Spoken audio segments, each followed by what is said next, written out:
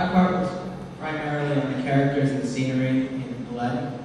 The stereotypes in the characters primarily being in the accents by the main characters being really, really stereotypically American, and the accents in Jafar and his parrot being Middle Eastern in nature.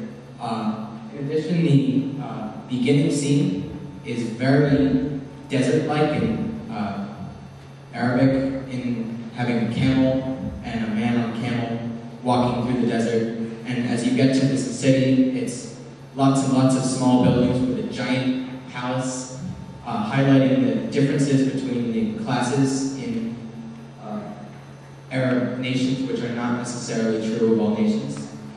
Also, the appearance of the characters. Jafar, the genie, having those little scraggly beards, and Aladdin, Jasmine having clean American features. It's all stereotypes of us versus them in America versus the Middle East. After watching the Disney versions of Aladdin while looking for stereotypes, our perspective on the movie has changed completely. We discovered how the seemingly innocent family movie is actually full of many different stereotypical views of the Arab world. We found stereotypes in clothing of the characters, actions, songs, appearance, dialogue, and the general plot of the story. Although many people overlook these stereotypes as we once did, by looking closer and analyzing the film, we found that in fact these stereotypes do exist and can be viewed as very offensive. We interpreted this movie as a suggestion that Arabs are villainous, while Americans were heroic. We found examples of this idea in the appearance of the characters. The villain, Jafar, is supposed to represent the Arab world and has exaggerated stereotypical features and a heavy accent. By showing the villain as an Arab, the audience often concludes that all Arabs are evil villains, when in reality this is not the case.